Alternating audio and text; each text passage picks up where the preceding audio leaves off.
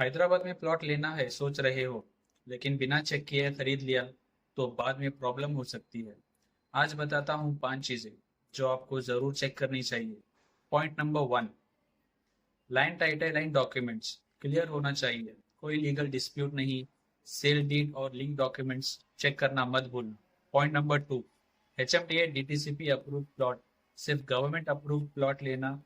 Illegal plots future में demolition का risk हो सकता है।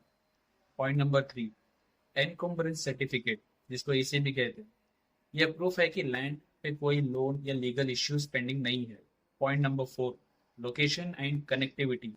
हैदराबाद फास्ट ग्रो कर रहा है, तो देख लो कि प्लॉट हाईवे, ORR या अपकमिंग डेवलपमेंट्स के पास हो, जैसे कि RRR या फिर और कोई भी जगह। Point number 5, amenities and development. Wide roads, drainage, electricity, water, सब प्रॉपर्टी प्लान्ड है या नहीं, चेक कर लो। प्लॉट खरीदना एक बड़ा डिसीजन है, इसीलिए स्मार्ट इन्वेस्टमेंट करो। ये 5 पॉइंट्स